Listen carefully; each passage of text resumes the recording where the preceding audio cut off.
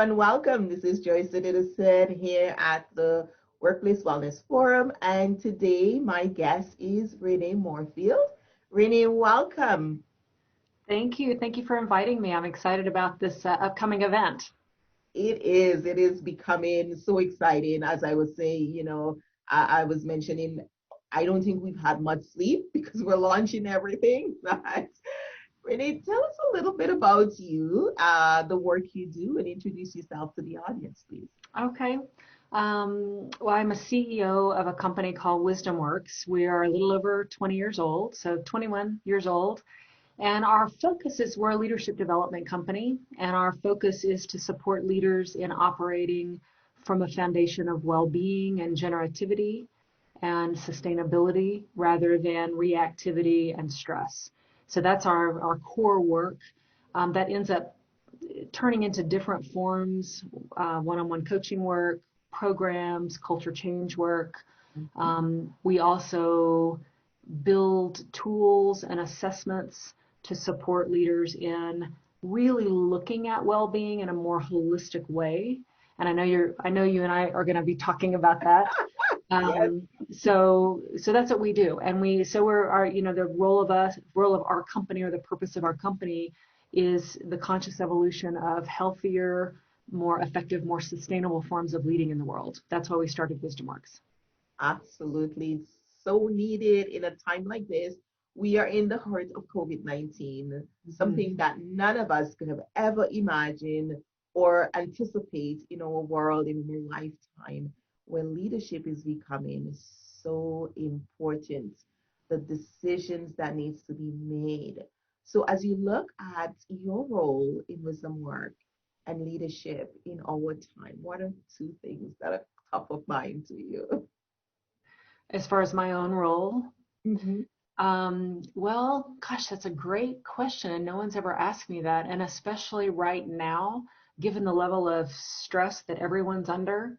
And you and I were talking about how, with the pandemic, with the social unrest around the world, but absolutely in the Western world, US, Canada, Western Europe, with the economic difficulties, with job losses. I mean, just right now, you just keep layering it on. People Hmm. are dealing with a lot of stress. For me personally, really taking care of myself. I know that sounds selfish, but I have learned so clearly in my own life that if I am not taking care of my own self, it's difficult for me to show up well and really support the kind of leadership and the consciousness we are wanting leaders to operate from in their organizations around the world. So taking care of me and making sure I'm doing that well is a priority. And different weeks, to be honest with you, Joyce, different weeks I'm better at that and worse at that, but I know it's a priority. Hmm. And I would also say the other thing is connecting leaders with each other. So there are, as much stress as we're under, I find there are so many people in leadership positions that really do want to step up and serve something greater than themselves and serve something greater than their own organizations, and really starting to connect them with each other so that people can see you are not alone. There is a worldwide movement Hmm. toward um, creating environments where everyone thrives, not just a few people, but everyone thrives. We're a long way from that, Yes. but there is a movement underfoot. And so, any ways that I can kind of thread the needle, connect the dots for people, and connect them with each other and connect them with resources, I see that as one of my roles as well. Excellent, great answer. And no, I don't think it's selfish. I think self-care has to be a top priority for all of us, because I have seen so many brilliant people who have so much yet to give, who's been cut down because of lack of self-care. And if Mm-hmm. we really care about making an impact in a big way, we have to make self-care priority. So I tell my coaches that when because we train coaches in our wellness improvement system program, and sometimes they're like, "Oh, I want to be selfish," and I'm like, mm-mm, "No, Mm-hmm. selfish is saying that you're taking something away from someone else. Self-care means you're recognizing the importance of caring for yourself so you can care for others. And so always reinforcing that it's so, so important because especially for leaders in your domain, that is one of the challenges that leaders are telling me. I don't have time, Joyce. I don't have time. I don't have time. And we need to really encourage them to make the time. Make the time. Not only make the time, but to shift our thinking about that. Yes, mindset. So, Yes. mindset is critical, and often we get stuck in an old belief system that we have to be active all the time, that we have to be Mm-hmm. productive all the time, that we have to be busy all the time, that Mm-hmm. we have to be generating and extending all the time. And that ability to pause, the Mm-hmm. ability to understand that our well-being, our inner well-being is the resource that's going to allow us to Mm-hmm. meet these demands well, rather than it's something I'll do later. I think all of our work has been about shifting that consciousness Yes. in the world, and then also providing practical tools and capabilities um, that leaders can then lead from. Yes. So it's consciousness and behavior. So important. We do need a combination of both because one without the other is just a good idea. That's That's true. That's true. it's just a good idea when we don't behave as with the new mindset. So when we look at where we are right now, um, there is always the comments made that we have a void in leadership and good leaders are hard to find. But I was speaking with one of the leaders in our client organization, and she was talking about how difficult it is for employees when their leaders aren't stepping up to the plate. And she was basically concerned, and she was sharing that concern with me. And I had to just stop and say, the leaders need help. The Mhm. leaders are needed. They are not able to give what they don't have. And I often recall, situations where leaders say, I was working with a group, and I do quite a bit of work within government, federal and provincial government, and it's a lot of bureaucracy, and sometimes people feel a little bit detached from what's going on, and often the middle leaders, then senior leaders, and you just keep going up the ladder, and people feel disconnected and they say to me, Joyce, I cannot give what I don't have. And Mhm. the onus is on each of us to fill ourselves up, not wait for your boss to fill you up. And so I'm curious as to your perspective on that for the leaders who are themselves leading others, but those who are in between that middle leadership where you're not getting it, but you also have to provide guidance and maintain self-care. What is your quick answer to those individuals? Yeah, I would follow what you were just saying. In the research that we've done and the work that we've done, top leaders often have a sense of the most autonomy in an organization. So one of the key variables to well-being and effectiveness is job autonomy, feeling like you've got the power to make change and affect impact. Yeah. And so often top leaders feel like they have that because they are at the top of the organization and they're not necessarily needing to manage up. Although many organizations, if they're publicly held, have a board as Yes. well. Yes. But in the middle, I think, can be this most stressful part of the organization because there is the pressure to manage up, to Mm-hmm. manage sideways, and Mm-hmm. to manage down. Yes. And therefore, one of the most important um, management is self-management, and that ability to become more aware of. I'll use myself as an example of my own signals of stress, to Mm-hmm. become aware of when I'm being reactive, to be self-regulating, to learn practices that help me manage my energy, manage my emotional state, but all of that takes self-awareness. Yes. So I'm really following what you said, that I think that middle management position can be difficult and stressful, but it's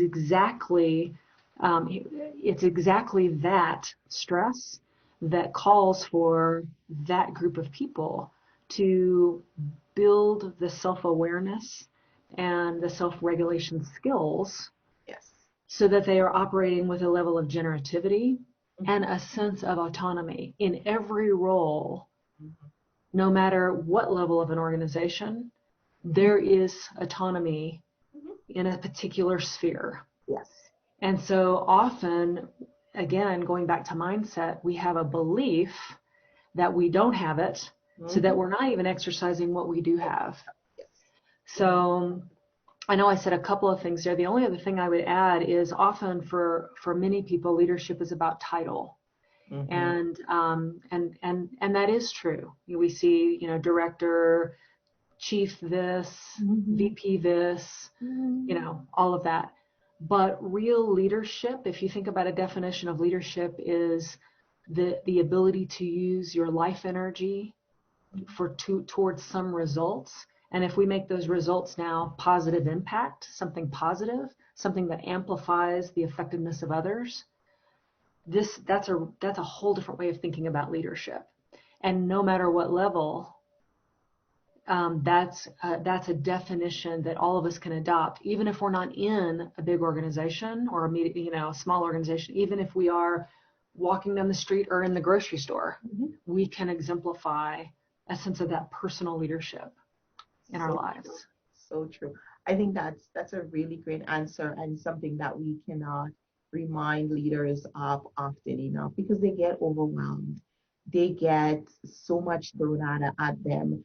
And I love that middle leadership because we do a program called relational leadership that we train and coach leaders in that realm on identifying their role because they are often the face of the organization to their employees. Mm-hmm. The experience that the employees have with the organization is directly related to that relationship that they have with their leaders. And reminding leaders that the way they relate to their employees is coming from that self mastery, that Mm-hmm. place of, self leadership is instrumental in the ability to not just relate better with their teams, but also foster better relationships among Right. their team. Because we find that relational well being seems to be going like this in organizations. Today, everybody is talking, and then, people are communicating, they're interacting. And tomorrow, something happened, and nobody knows how to bring it to the table and say, okay, you know, we've noticed this or this came up, here's a problem, how do we solve it? And when we get people to understand the impact of relational well-being and where that fits in the whole realm of wellness in the workplace, is if we have negative energy between us, that social vibration, it takes away from everything else. And we're not able to concentrate, the stress of it. And many leaders struggle with that. Mm. It's like they're not quite sure how should I do something, what should I do, where do I, and really helping them to understand that that is such an important part of the wellness of the organization. Yeah. I agree. I agree. In the model that we use with leaders, we call it Be Well, Lead Well. It's a framework of thriving, and the whole centerpiece is about you looking at your own capacity to thrive and tapping into that resourcefulness within yourself. But the outer ring of the model is exactly what you're describing, and it's how do you, by your very presence, by how you lead, energize others, Yes. maximize the potential of others, their talents, their greatness, and cultivate an environment of collaboration and care. Mm-hmm. So it is absolutely critical. And it's one of, again, I mentioned job autonomy being a big well-being factor. This, your relationship with your immediate manager, whoever that is, Mm-hmm. and relationship with your peers, that's another enormous well-being factor. If Yes. people show up and feel like I can be my whole self and I feel included at work, it's often the relationships I've got at work. I think sometimes we miss that and we don't realize how important and critical it is to everything because when people are at work, they're bringing themselves to work. And when they cannot express themselves, when Mm-hmm. they feel held back, when they feel the inability to connect with others in a healthy way, they have to shut down part of who they are. And Mm-hmm. that in itself can be very inhibiting and reduce their own well-being, diminish their social vibration. And we're essentially killing part of that human. We're saying that part of you doesn't need to exist because we're social beings. And Well, leadership is such an important aspect of that. yeah, we're also saying when we do that to each other, we're also missing out on a lot of creativity, a lot of talent, a lot Mm-hmm, of wisdom, a mm-hmm, lot of insight that we would not have had otherwise had not we allow everyone to have voice and to bring mm-hmm. themselves. So we really, in a crass way, as organizations, we miss out on innovation and creativity from people. And in a not crass way, but a more kind of a more conscious leadership way, we're really missing out on the whole being and the energy that they could bring to work.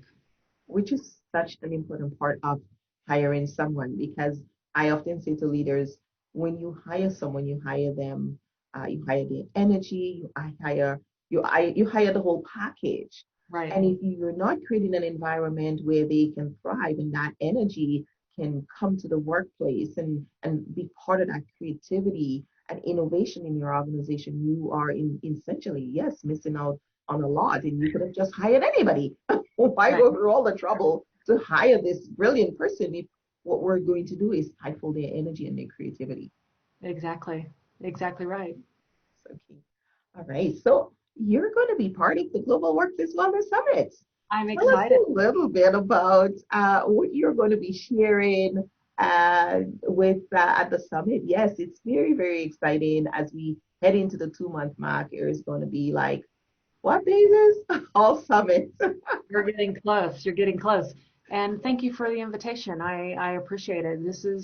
We need what you're doing in the world. We need more and more um, forums to have real dialogues Mm-hmm. and real conversations to shape a different consciousness of well-being and to actually put that into practice, turn it Yes. into culture, into our not only just our organizations but our larger culture, societal culture. So what you're doing is part of that bigger movement, and I'm appreciating that. Well, thank you. Um, I always say that what you do, what happens at work for me, it's for life. yeah, me too. It does. There's not a lot of difference. It's a larger purpose, and it's whether you're driving a car or you're with your family or you're doing your work. It's that larger purpose.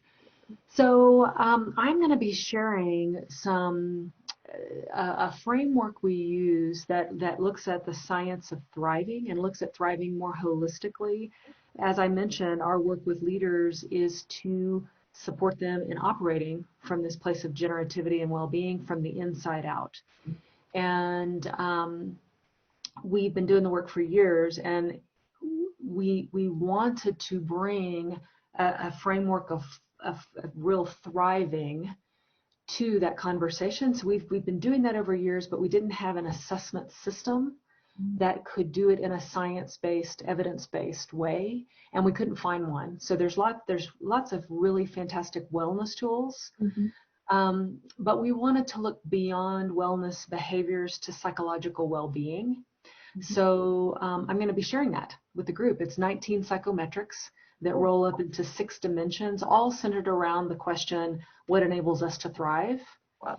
And we'll get into conversations, everything from what you would think of as wellness behaviors. So fuel, how we eat, how we move, how we rest, how we breathe. So those are what we think of as kind of wellness behaviors. But we'll also be getting into flow and what that means. We'll get into wonder and the power of awe and appreciation, Mm-hmm. the power of learning and growing. So that's a category. We'll get into a whole area that we call as a dimension wisdom. And so that'll talk about having a larger vision and purpose, our meaning making systems, what meaning we make of things, our sense of wholeness and personal integration. So those are some of the centerpieces. And then at that outer ring that I mentioned is called Thriving Amplified. Wow.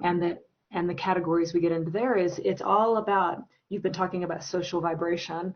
It's all about, what is the energy, the vibration that I bring to a relationship, I bring to the organization, and what effect is it having? We know scientifically that even in this conversation right now, if you and I talk a little bit longer, that just by virtue of talking, our heart rates will start to cohere with each other. Our brains will start to entrain. We know that we are affecting each other physiologically, cellularly, our nervous systems, all of that. So given that leaders are in the role, the stated position to steward an environment where everyone, the potential of everyone can show up well and people can thrive, we need in our world leaders who understand their state of being so well and their sense of internal resourcefulness so well that they understand their effect and how they can amplify a positive effect on others. And I know what I'm describing here is kind of I know you get it. I know that for many leaders that this is sort of not what they're thinking about every day. They're stressed, and so these higher order thoughts and skills are exactly what I believe is important right now, especially in this really difficult, demanding, stressful time, and not just at work. This, when we say leader, this can be a parent in a family system. This can be a faith community, someone in a faith community, or a team in a faith community. This can be a whole organization looking at how it leads and what is the consciousness and practices and impact that it's having on the larger community, larger world. So I'm excited. That's what we're going to be talking about is, what's the science? What does the evidence have to say? And now what are some practices as well? And that's what we'll be doing. I'm very excited. I'm so looking forward to that. I think it's so important for us to understand our role in that whole human dynamics, especially as leaders. And you're very correct. It's not how many people you manage or how many people report to you that makes you a leader. You're a leader in your relationship as a spouse. You're a leader in your classroom. Like many teachers are struggling now to go back to school and their own fear and stresses. How is that going to impact the classroom? So there are just so many dynamics when you come to effective leadership that needs to be explored. And the area of leadership does require a level of self-care that I think has gone under noticed for so long. It's almost not spoken of. And where we talked a little bit earlier, it is so important to recognize self-reflection, self-mastery, self-care as an important foundation for good leadership. Leaders who don't take care of themselves are losing out on the ability to lead well. I can actually give you some data to back that up. We literally, just from our databases, between 900 and 1,000 leaders. So it's at a place now, and it's unique in that it's all leaders. It's global. Most, about 60-something% is U.S., Canada, and Western Europe. But the rest, we're really growing it globally. It's all focused on these 19 psychometrics and 6 dimensions related to thriving. So it's a very unique look at the intersection between thriving and leadership. And one of the dimensions that we're looking at is engagement at work. So we know that the latest Gallup study, I think it was a year or two ago, said that 85% worldwide, 85% of employees are disengaged or actively disengaged at work.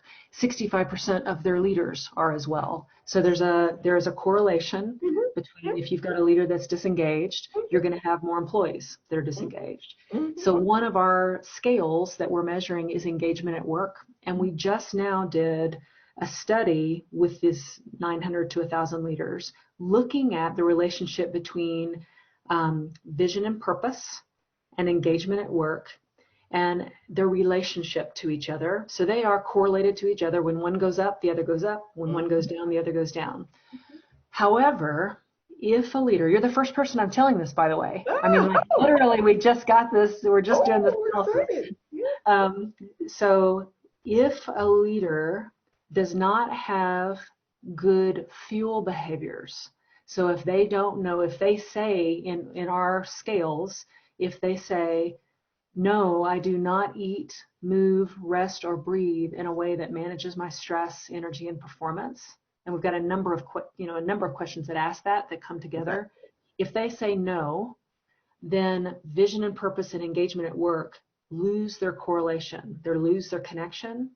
If they say yes and high, I'm actually high on this, Mm-hmm. not only do these become highly correlated, they get even stronger with each other, which means wellness behaviors, how I eat, how I move, how I rest, and how I breathe, not only how I do it, but my consciousness of doing it to help me manage my energy, stress, and performance is highly correlated, strongly correlated to my level of engagement at work. Mm-hmm. It's also also kind of gives me the physical, emotional energy to lead in a way that I'm operating against a vision and purpose that matters to me rather than be reactive. Exactly. So here's the data that, that would say exactly what you just said. We really need to be supporting our own um, self-care and doing that in a way that is meaningful to our lives, our ethnicities, our heritage, our family systems, a Mm-hmm. way that is really honoring to who we are, not necessarily always looking out Mm-hmm. to what the outer world says we should be doing, So, yes. but instead looking in and saying, okay, what truly enables me to be well? Exactly. So And yeah, it's so there's different. some data. I'm so excited to hear that. Thanks for sharing. I'm so tickled that to be the first to hear this data. You are the first. You're The the first. data is out there proving what I've seen because I came to this work as a conflict analyst, and it's 25 years now I'm in the field. And when I get called into an organization, I have to go and do an analysis of how did we get here, because I don't get called in because people are not holding hands. I call it because it's now quite a toxic conflict. And in that analysis, I see that same thing coming up. It's the leader who is rushed, who is not taking time for self care, who is making those rash decisions, who is missing the cues, missing the opportunity, missing the social vibrations, not able to connect and relate well to the dynamics and to the people they lead. So over and over again, I have seen that. So I am glad I'm not the only one who's seen that. So exciting to hear that there's data from your study on a similar question. But as we look down the road and we see what's coming, it's middle of 2020 and we're in the era of the pandemic. It's not currently going anywhere. And Mm-hmm. every time we hear a little bit more about this, we learn more about this disease. We recognize how impactful it is on your body. It's not that you just get the flu symptoms or you get, but it's the lasting impact. And I think that's the troubling part about this disease. Mm-hmm. And so as we work with leaders, as we talk with leaders who are operating, I have a bunch of leaders who we had put their programs on hold and we're going to go back virtually in the fall. And as we engage with them, they're looking for something different. It's going to be a different kind of conversation. What are you preparing? And I know you have really brand new data, so that's really cool. But how do you see yourself as a supporter for them moving forward in this new era that we're Yeah, that's a really great question, Joyce. I mean, and this is going to sound like I'm pushing this tool, and I'm actually not. But in? one of the reasons we created this assessment system is that it does open up cognitive doors Mm-hmm. for leaders around around the connection between their well-being and their effectiveness as a leader that they wouldn't get without it. So one of the reasons we created the tool is just for these circumstances. We didn't know these circumstances were going to arise, Mm-hmm. but here we are, and we are in the middle of using the tool because it helps leaders um, through dialogues with each other, through coached sessions, through virtual programs Mhm. that we do or our guides do. We also have a certification program where people bring the tool into their work. It's opening up wholly different conversations on stress, stress resilience, effective and ineffective coping strategies, and ways to flourish, not just in flourish in spite of the pandemic, but flourish through it Mhm. and learn from the pandemic to be strengthened as a leader and human being.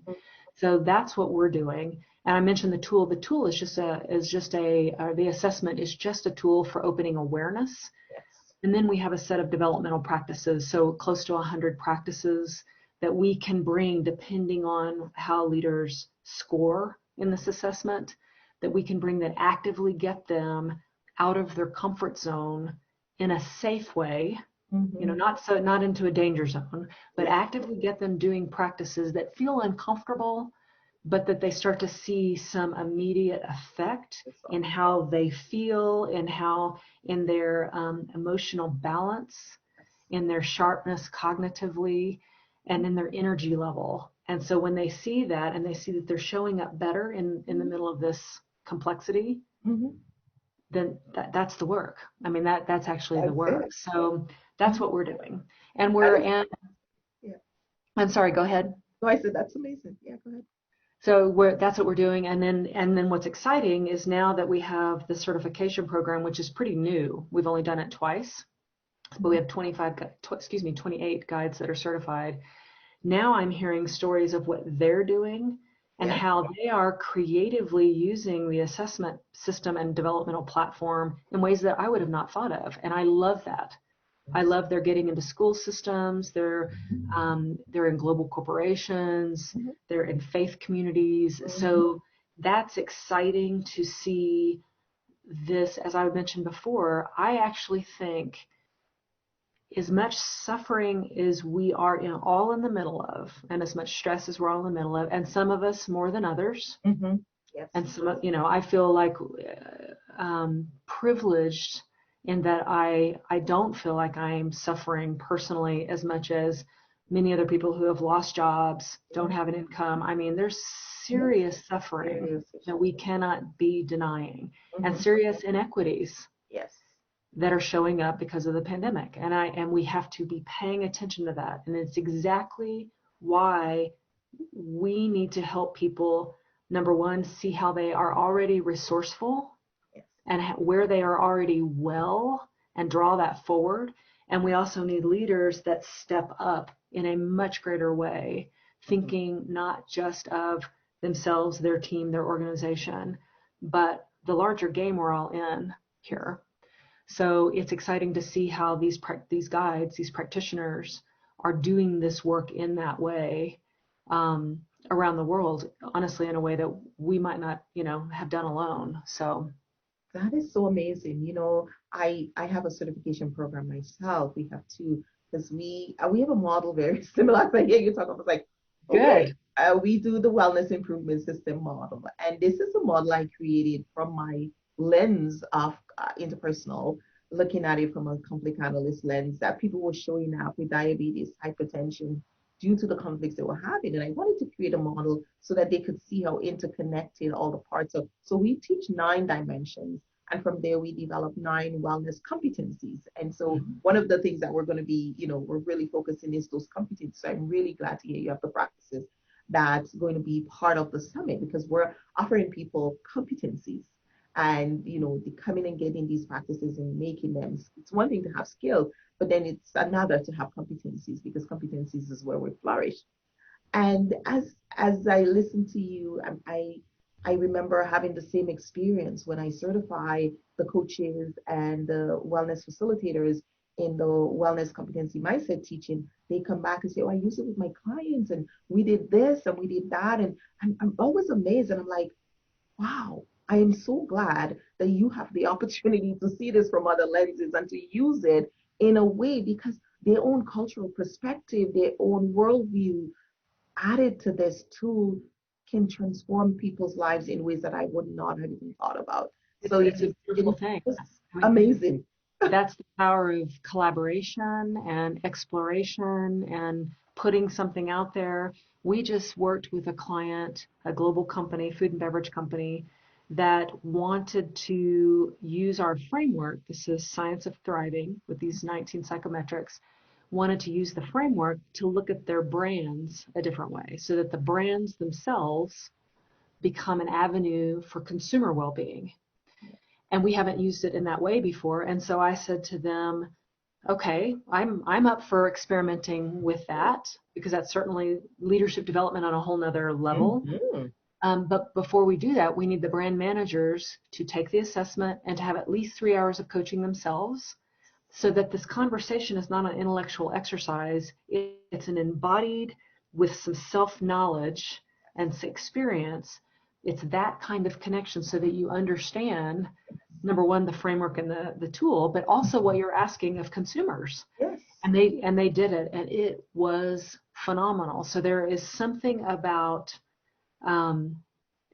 having that kind of core framework like you have and that we have that gives people a foundation to rest on, but then also to be really creative from in a way that, again, I did not design that framework to work with brands, Exactly. but now we are, and it has been a really rich avenue, like a real fruitful avenue Yes. for doing work and getting brands, because brands are another avenue Yes. for that organizations can use to make the world a better place. Absolutely. You know? Absolutely. Because consumers engage with the brands. And the brand. Product ingredients, product messages, Yes. communications, public, PR, all of that matters, and it's all affecting who we think we are in the world. Absolutely. And But so, also can be very influencing to the absolutely. what a way to make change. Exciting. It's exciting. It's exciting. Exciting. Renee, we could talk forever, but I think we have just about wrapped up our time. Any last, when somebody wants to connect with you or see this video, how can they reach you? The best way to reach me is at Renee at wisdom-works.com. That's my email address. Mhm. And then our website is wisdom-works.com or bewellleadwell.com. Okay, excellent. And I'm on LinkedIn as Oh, well. good. Yes, yes, you are on Yeah. LinkedIn. Yes. So they can Yeah. connect with me and I'll always connect them too. And you can also connect us. That'd be great. Absolutely. Renee, it's been a pleasure. Thank you so much for being here and sharing your brilliance with us today. Well, thank you for the invitation and thanks for what you're doing. It really matters in a bigger way, Joyce. We only aim to be part of this well-being of the world. Thank Mm-hmm. you. Yeah. Thank you.